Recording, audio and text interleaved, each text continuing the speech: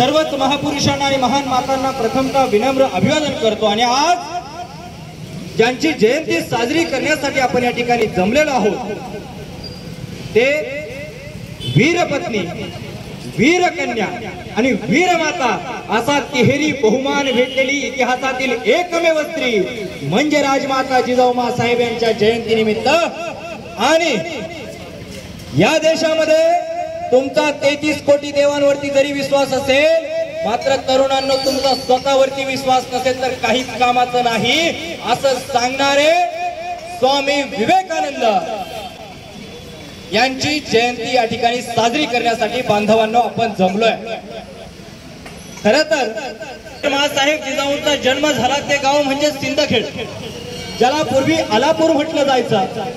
गोसावीनंदन नावाच्या कवीनं असं सांगितलं, सिद्धखेड स्थळ सिद्धांचे निर्मळ पाहुनी वास्तव केला असेल। त्या ठिकाणी सिंधुरम गवळी नावाचा राजा राहून गेला आणि म्हणून त्याचं नाव सिंदखेड पडलं। त्या सिंदखेड राजा करण्याचं काम ज्यानं केलं ते म्हणजे लखुजी जाधव। या लखुजी जाधवांकडे यमुनाबाई नावाची मुळे घराण्याची स्त्री आली आणि पतीच्या मृत्यूचा बदला घ्यावा असं त्यांना सांगितलं। त्या लखुजीरावांनी आपली तलवार गाजवली आणि लखुजीरावांनी तलवार गाजवली, रविराज खुद त्याला मृत्युमुखी पाडलं आणि त्यानंतर त्यांना त्या गावाची देशमुखी भेटली। आधी ते 5000 मनसबदार होते निजामांकडे, एकीकडे देशमुखी भेटली साहेब, दुसरीकडे देशमुखी भेटली आणि मग 5000 मनसबदार सुद्धा झाले आणि म्हणून त्या गावाला राजेशाही थाट आला आणि म्हणून सिंदखेडचं सिंदखेड राजा झालं। त्या गावामध्ये लखुजी जाधवांच्या पोटी आणि माळसाईच्या पोटी कन्या रत्नाने जन्म घेतला, नाव जिजाऊ। लखुजी जाधवांच्या सोबत एक रामसिंग भाट होते, बजरंग भाट होते, त्यांनी मासाहेबांच्या जन्माचं वर्णन केलं। तुम्हाला माहिती आहे बाबांनो, शिवचरित्राच्या जन्मतारखेचा वाद अजून चालू आहे, पण मासाहेबांच्या जन्मतारखेचा वाद निर्माण कधी झाला नाही, कारण त्याचं वर्णन असं करण्यात आलेलं आहे, फसली सन 5007 पौष पौर्णिमेला सूर्योदयाच्या वेळी म्हाळसा राणी झाली प्रसूत, जन्म दिला मुलीला, मुलगी जन्मताच कशी भासते जणू वीज चमकली, असं गुणगौरव मासाहेबांच्या जन्माच्या वेळी करण्यात आला। एवढंच नाही तर साखर वाटण्यात आली सिंदखेडमध्ये, नगर भोजन करण्यात आले। हे मी नाही सांगत आहे, त्या वेळेचे जे काजी होते त्या काजींच्या बंधूंच्या दप्तरामध्ये तसं वर्णन आहे आणि म्हणून मासाहेब जिजाऊंचा तंतोतंत पुरावे आपल्याला भेटतात इतिहासामध्ये। खरं तर मासाहेब जिजाऊंच्या कार्याचा आढावा घेत असताना मी जसं सुरुवातीला वर्णन केलं, वीरकन्या लखुजी जाधवराव नावाच्या वीराची ती कन्या होती, वीरपत्नी शहाजी राजे नावाच्या वीराची ती पत्नी होती। आता मला लागूनच खूप खोलात जायचं नाही, शहाजी महाराजांबद्दल या इतिहासानं मात्र कायमच खलनायकाच्या भूमिकेमध्ये उभा केला।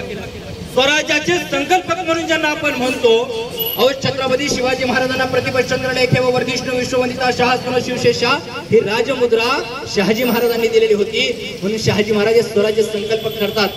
तरी सुद्धा जाधवांचं आणि भोसल्यांचं कसं भांडण होतं हे इतिहासकार कायम सांगत राहतात आणि शहाजी महाराजांना मात्र स्वराज्याच्या या सगळ्या चळवळीमधून बाजूला ठेवण्याचं काम करतात। शहाजी महाराजांबद्दल राधा माधव विलास मध्ये काय म्हटलंय माहितीये, त्यांनी सांगितले, उरु उत्तर दक्षिण रचना कोणी तर शहाजी हे उंचही जहा, तर उत्तरेला शहाजहान तर दक्षिणेला शहाजी महाराज, ही ताकद शहाजी महाराज। त्या शहाजी महाराजांना मात्र या स्वराज्याच्या चळवळीमधून वेगळं ठेवण्याचं काम झालं, ते वीरच होते आणि म्हणून मासाहेब जिजाऊ वीरपत्नी ठरतात। तिसरी गोष्ट, वीरमाता, ज्या छत्रपती शिवाजी महाराजांवरती बोलण्यासाठी हा दिवस तर सोडाव, अनेक दिवसही कमी पडतील, त्या छत्रपती शिवाजी महाराजांच्या माता म्हणजे वीरांची माता घडल्या, त्या म्हणजे मासाहेब जिजाऊ। खरं तर इतिहासाचा आढावा घेत असताना पाणी मासाहेब जिजाऊंचं कर्तृत्व दिसतं, पण इथे इतिहासकारांनी काय केलं, ते कर्तृत्व बाजूला ठेवलं आणि इतिहासकारांनी मग कोणाचा गुरु कोण कोणाला जाऊन भेटलं यावरती कथा रंगवण्याचं काम केलं। मी त्याच्या खोलात आज जाणार नाही, पण मुळात मासाहेब जिजाऊंचा जन्म 12 जानेवारी 1598 ला झाला।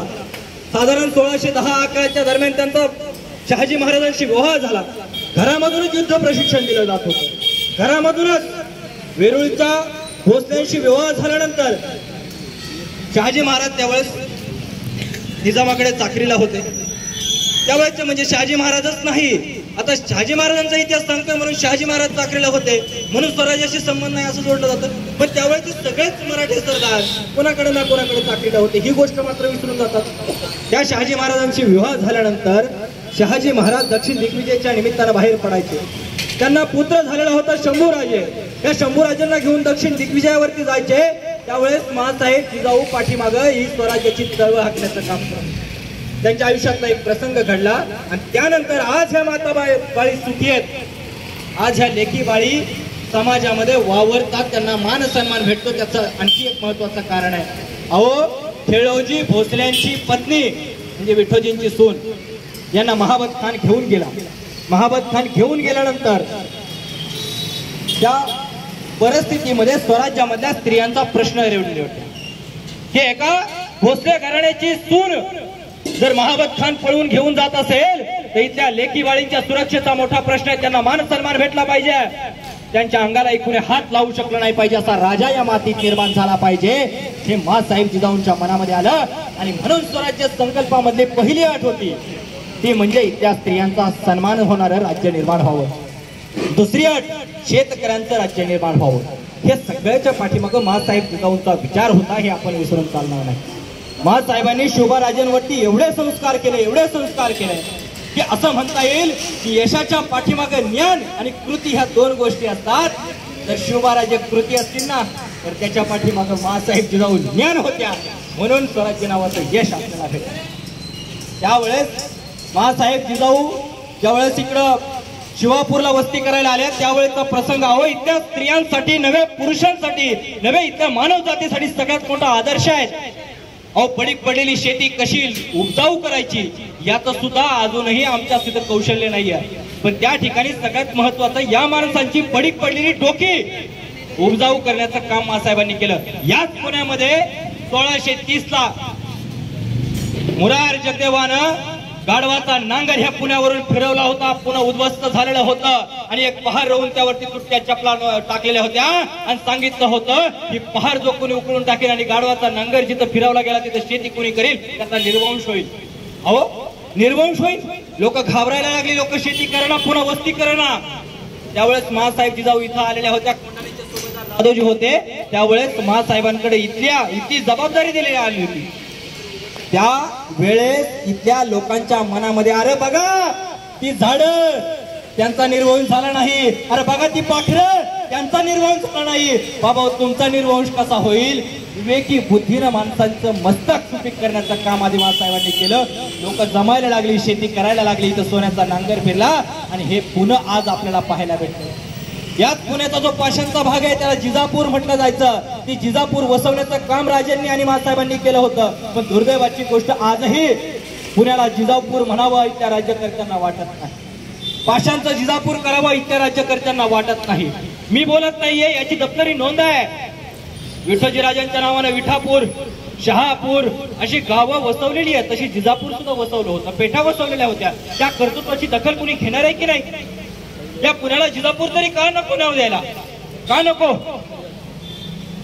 आणि म्हणून माँसाहेब जिजाऊंच्या कार्यकर्तृत्वाचा आढावा घेणं गरजेचं आहे. माँसाहेब जिजाऊंनी ज्यावेळेस शिवरायांवरती संकट चालून आली तिकडं शहाजी महाराज अटकेत होते, शंभूराजे सुद्धा दक्षिण दिग्विजयामध्ये होते. या परिस्थितीमध्ये संकटावर संकट, मोगली संकट चालून आलेले आहेत. माँसाहेब जिजाऊ शोभाराजांना सांगतात माझ्या दुधाची किंमत कळू द्या, वाघाचे छावे म्हणून लढा. जर यशस्वी झालात तर हे स्वराज्य टिकवण्यासाठी तुम्ही लायक आहे असं समजेल. एवढा आत्मविश्वास देण्याचं काम माँसाहेबांनी केला आणि म्हणून शोभाराजे घडले हे आपण विसरता कामा नये. जेजुरीच्या पुजाऱ्यांचा तंटा सोडवण्याचं काम माँसाहेबांनी केलं. याची दखल इतिहास घेणार आहे की नाही. ज्यावेळेस जाधवजी कोंडदेवांनी त्या कोंढाणा परगण्यामध्ये तिथला देशमुखांचा वाद सोडवला, तो वाद माँसाहेबांना सोडवताना अन्याय झाल्यासारखं वाटलं. त्यांनी सांगितलं धर्मसत्तेपेक्षा राजसत्ता महत्वाची. खूप महत्वाची वाक्य बोलतोय. धर्मसत्तेपेक्षा राजसत्ता महत्वाची, कारण राजसत्ता टिकली तरी ती टिकणार आहे. माँसाहेबांनी त्यांनी दिलेला निर्णय बदलला. अहो सोडा हो, शिवाजी राजेंनी सुद्धा एका गबे गुणाजी नावाच्या एका सरदाराला शहाजी राजेंनी दिलेलं वतन काढून घेतलं, अमानत केलं. त्यावेळेस महासाहेबांनी सांगितलं, चिरंजीव राजश्री साहेबांनी दिलेल्या खुर्द कथास उजर न करणे. स्पष्ट सांगितलं की ज्यानं तलवार गाजवलेली आहे, ज्याला इनाम भेटलेलं आहे, त्याच्याशी अमानत होता कामा नये. हा विचार महासाहेबांनी दिला म्हणून शिवबाराजे खडले. अनेक प्रसंगी अगदी सईबाईच्या पुत्राला दाई म्हणून दूध पाजणाऱ्या धाराईला सुद्धा इनाम देण्याचं काम महासाहेबांनी केलं. इथल्या रयतेच्या मनामनामध्ये स्फुल्लिंग चेतवण्याचं काम केलं. इथल्या शेतकऱ्याला बैलजोडी, फौजपाटा, औतपाटा देण्याचं काम केलं. त्यांना शेती करण्यासाठी प्रोत्साहन दिलं. आणि म्हणून निरुपी दुर्गा नावाच्या स्त्रीनं शेतीचा शोध लावला. ह्या जेवढ्या महत्वाच्या तेवढ्या त्याच शेतीला प्रोत्साहन देणारी जिजामाता सुद्धा महत्वाच्या. आणि म्हणून आम्हाला आनंद आहे की आज जिजामातांची जयंती महाराष्ट्राच्या कानाकोपऱ्यामध्ये साजरी होत असताना तुमच्यासारखी सज्ञ मंडळी या जयंतीला जमलेली आहेत. इतरांनी जमायला पाहिजे हा आग्रह मला या ठिकाणी निमित्तानं करणं गरजेचं वाटतं. बाळासाहेब जिजाऊंना समजून घेणं महत्वाचं वाटतं.